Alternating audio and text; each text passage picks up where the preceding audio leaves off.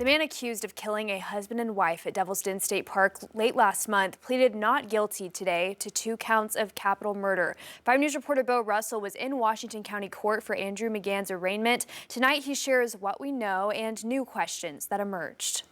Andrew McGann's arraignment was scheduled for 8 o'clock Thursday morning at the Washington County Jail in Fayetteville. When reporters arrived, they were met with a court order on the door, barring any recording of any kind in or around the courtroom. That's not unusual for a case like this. What is unusual, the public was completely barred from viewing the arraignment as well. Usually speaking, public does have access to pretty much anything and everything. That's 1610-105, right?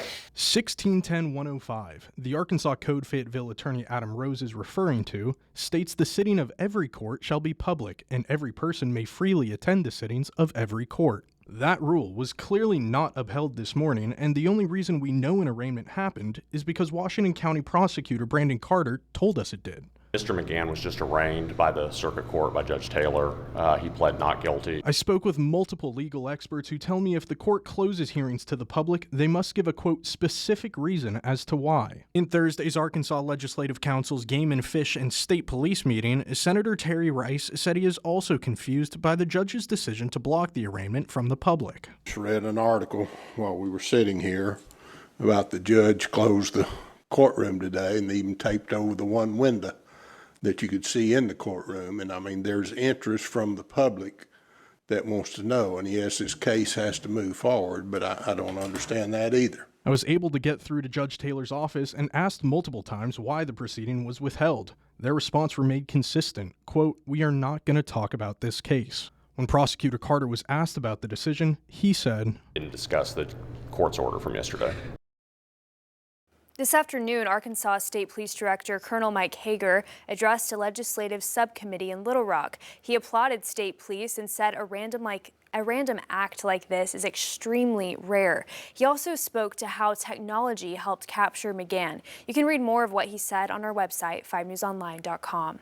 Well, new tonight, Prairie Grove police are investigating a crash that they say killed one person. They say a motorcycle and another vehicle collided this afternoon at the intersection of Highway 62 and Apple Hill Road. Police say 38-year-old Travis Samples of Fayetteville was taken to a nearby hospital where he was pronounced dead. They also said a juvenile was involved in this crash, but they did not specify their condition or who was driving which vehicle. The investigation is ongoing, and we'll keep you updated right here on 5 News. Well, following raids and an investigation, Arkansas Attorney General Tim Griffin announced an arrest today in a human trafficking operation. U.S. Marshals and Oklahoma City Police arrested Zingwan Liu earlier this week. AG Griffin says he owns and operates multiple illicit massage businesses in Hot Springs. Last month, agents from the AG's office raided 3 massage parlors and found 3 female victims. Griffin says it's very likely Liu owned other similar businesses in other places around the country. He's behind bars and faces charges of trafficking and using someone else's property to commit crimes. This is why we got to have a new prison. Let me tell you the old way. The old way, the way we've always done it when you don't have prison space, is people like this get released. This guy should never be released until his sentence is done. And if we don't have more prison space, these are the kind of guys that walk. Since January, 23 human trafficking victims have been identified in Arkansas. 13 massage businesses have been served with search warrants. To date, there have been 7 arrests with 2 active warrants still in effect. Well, for the first time ever, Marshallese citizens got to watch a soccer match with their country being represented in Springdale. 5 News reporter Parker Abels was at that historic match and shares what this means to the community. For the first time in the nation's history, the Marshall Islands will have their very own soccer team compete in an international match right here in Northwest Arkansas. And the Vice President of North American Operations for the team says it's been a long time coming. The project has been in the works for a few years now, developing in the Marshall Islands and Springdale with our leaders from the UK as well. And so we're really happy to finally get this match to Springdale, where we have such a large community of Marshallese people. The Marshall Islands was the last nation in the world without a soccer team. The match director, Amir St. Clair, shares how cool it is for them to finally have made it to game day. It is literally the culmination of years and years and years to get the last nation on earth without a soccer team to play their first international match. So it's incredibly exciting on so many different levels to bring a culture and a sport together. And with Springdale having the largest Marshallese population population in the U.S., Watson knows there was no other place they could have hosted this match. There's really no other place that we could have done it. Outside of the population that's here, it's just such a beautiful place to live in, and you can really see across all the different cities that we have in Northwest Arkansas, and so there's a lot of people that have been aware of this match that aren't just here as well, and so we're really excited to bring everybody from around the world. But what's most important is what this match meant to the community here in Springdale. A huge opportunity just to be here, represent, and show off our culture. We're just here to support them. Being away from home, we feel like them here has brought the island to the Ozark. I play soccer, so if I watch them, I might learn how to play. In Springdale, covering news where you live, Parker Abels, 5 News. The Marshall Islands team will play their second game back at Bulldog Stadium on Saturday at 1 p.m. That'll be against the Turks and Caicos national team. The Arkansas Department of Health is set to cut 30 jobs by November. This is due to budget and operations needs. A spokesperson told 5 News that the cuts are expected to save almost $3 million for ADH. ADH says affected employees were notified about this last Tuesday, and the role elimination will go into effect November 1st. This isn't the first round of job cuts by ADH this year. They eliminated an additional 15 jobs in March after the federal government's DOGE terminated grants. Well, all eyes will be on Anchorage, Alaska tomorrow as President Trump meets with Russian President Vladimir Putin.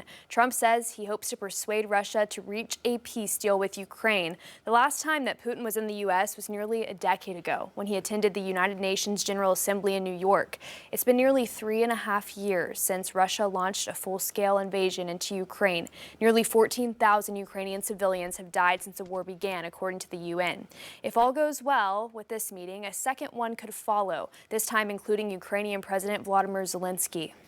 Tomorrow, all I want to do is set the table for the next meeting, which should happen shortly. If it's a bad meeting, it'll end very quickly. And if it's a good meeting, we're going to end up getting peace in the pretty near future. I think President Putin will make peace. I think President Zelensky will make peace. We'll see if they can get along. And if they can, it'll be great. Now, Russia has recently more than doubled its monthly missile and drone attacks, and this week claimed to capture territory in eastern Ukraine. President Trump says there will be very severe consequences if Putin doesn't agree to end the war. The F-35 training program in Fort Smith is hitting some new milestones. Colonel Nick Eide says the first 6 Polish pilots have finished training now, and now they're preparing to train others back home. Ebbing National Air Base will welcome pilots from Finland early next year, and several other countries are planning to train in Fort Smith in the coming years. We just need the approval overall to make sure that we can house 36 F-35s and 12 F-16s. That would bring us up to 48. We're currently at 24 and 12, and that allows us to train in the F-35B as well. Singapore purchased those new F-35Bs. They'll begin training to fly them in Fort Smith at the end of next year. And the Air and Military Museum in Fayetteville is hosting some special planes this weekend at their Warbirds Air Show event. 2 World War II era planes will be at this event. One is the same model used to drop the atomic bomb. The other took part in raids after Pearl Harbor. Ticket holders can tour the cockpits and even take rides in the planes. The pilots say keeping these historic aircraft flying is important to help teach the next generation. That's the mission of the Department of Air Force, is to keep these airplanes alive so people can experience the World War II airplanes. You know, we want to inspire, we want to educate the younger folks about that. And we want to get people involved in aviation. Sometimes this is the airplane that's going to get somebody interested in aviation.